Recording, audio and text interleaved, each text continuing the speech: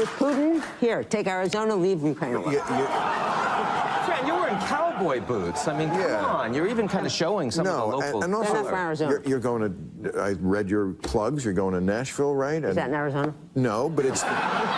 No, but it's a red state. I mean, you don't want to insult all the red states. You go there. Bill Maher brought on this woke idiot Fran Lebowitz, but however the hell you say her name, this woke old lady who is insane. She said some crazy things. You know the deal. And Bill Maher absolutely annihilated her. As Bill Maher's been doing recently with the entirety of the woke cult. Let's get into this clip here where Bill Maher absolutely destroys Fran Lebowitz, however you say her woke ass name. Let's get into this clip here. Close the gap with Trump in Arizona. I don't think she needs Arizona. I mean... I don't think anyone needs Arizona. I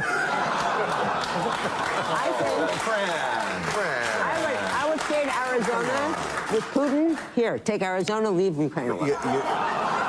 Fran, you're wearing cowboy boots. I mean, come on. You're even kind of showing some of the local... and also, you're going to... I read your plugs. You're going to Nashville, right? Is that in Arizona? No, but it's... No, but it's a red state. I mean, you don't want to insult all the red states. You go there. I go there, and I usually say, really, Nashville? That's what I said. But there are plenty of intelligent people in Nashville and in Arizona.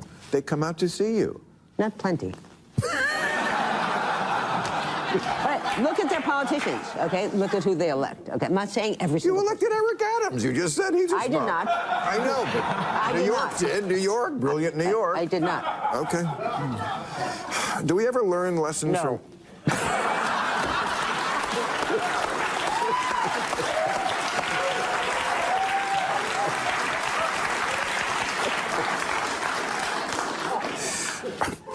Next question. Do we ever really learn lessons from history, or are humans fated to make the same mistakes over and over again? Well, there's that famous Santayana quote about those who forget history are condemned to repeat it, and we do seem to. It just, to me, it seems like the amount of time, the gap between when we repeat the mistake gets shorter and shorter. I mean, Trump was only president 4 years ago, and they seem to have completely have amnesia about what that was like. Give us a few weeks.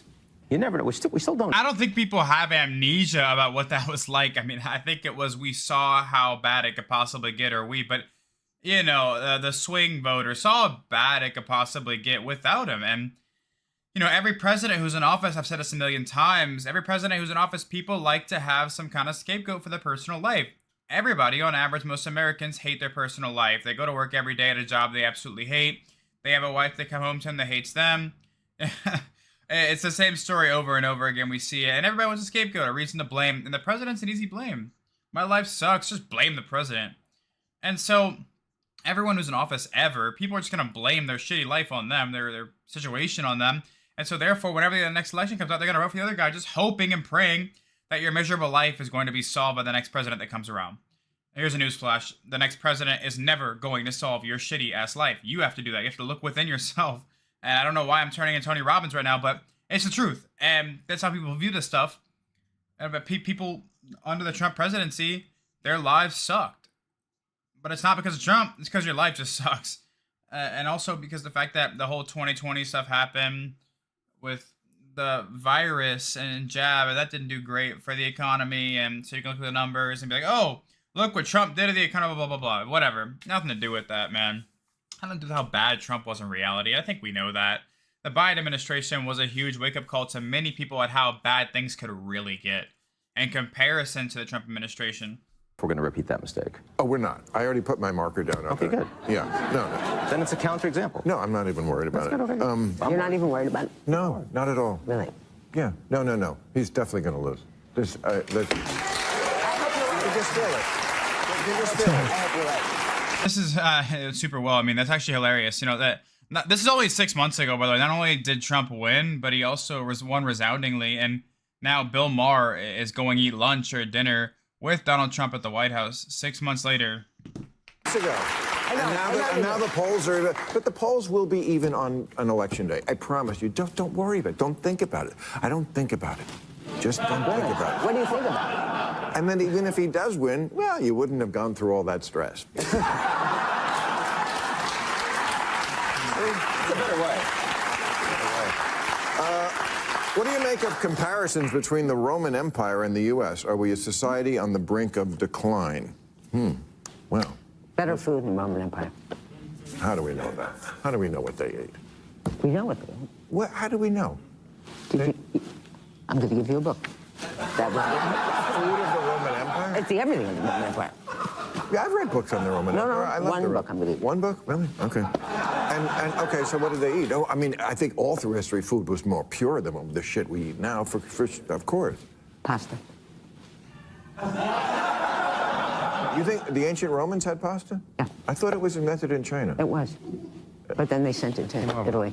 They invented pasta in China, but There was no connection between China and the Roman Empire. The Roman... What? No, Right? I'm waiting for Yuval. Yuval wrote the book on this. We have the guy. Really, I mean... He wrote the book. So... The Roman Empire fell in the 5th century, or some would say the 4th AD. I don't think there was connection. Marco Polo was the first person I'm just to go- suggesting we should do some research. There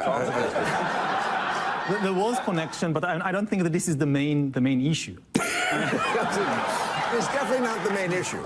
I think, again, it's important to understand the differences between different historical periods and not just to make these analogies. If you think, for instance, about the collapse of the Roman Republic, which is perhaps more pertinent to what the situation now is in the United States. Yes. What we should understand is that in the ancient world, it was simply impossible to maintain a large-scale democracy because it was impossible to maintain a large-scale conversation. Democracy is basically conversation. Dictatorship is one person dictating everything. Democracy is lots of people trying to talk with each other, reach decisions.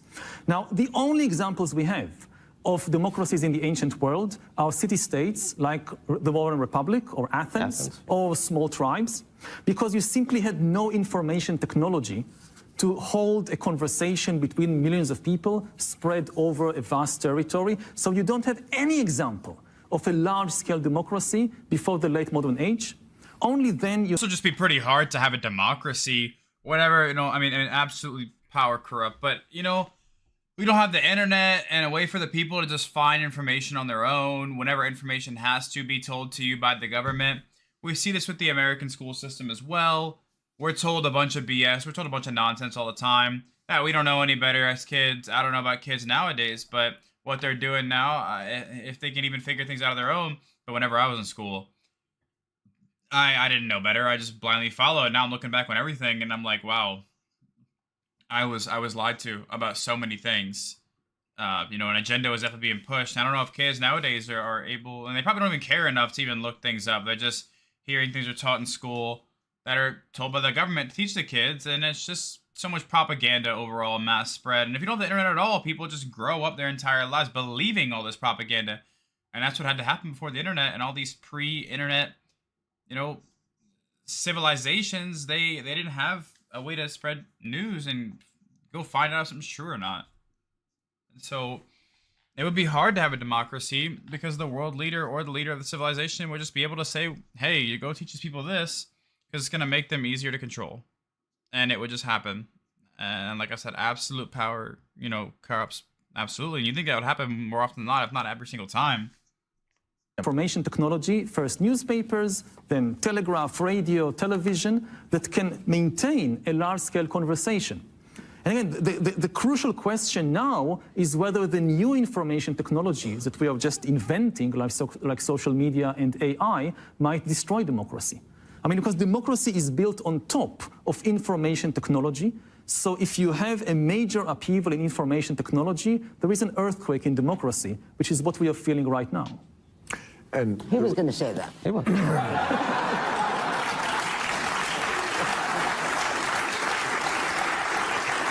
mean, this is the area that you go into a lot in *Sapiens* and why so many of us love that book so much. I mean, you talk about the difference between like a group of chimps, right? And I mean actual chimps, not Donald Trump's. The biggest it can get is like 70 or 80 people, but because people, humans, basically lie to each other, believes in myths, you can get an army who all believe that Jesus Christ is Lord and we need to retake Jerusalem. So you can get thousands and millions of people to do something. That's where we're going to cut it off, and we're not tolerating any Christianity slander. I don't feel like getting pissed off tonight. So let me know in the comments what you guys think about Bill Maher had to say in the very beginning of the clip where he was shutting down this woke idiot Fran Lebowitz, whatever she was saying, where she would replace Arizona for Ukraine, and it's just lunacy, you know. But let me know in the comments what you think about, you know, Bill Maher, Fran Lebowitz, woke idiot on Real Time with Bill Maher.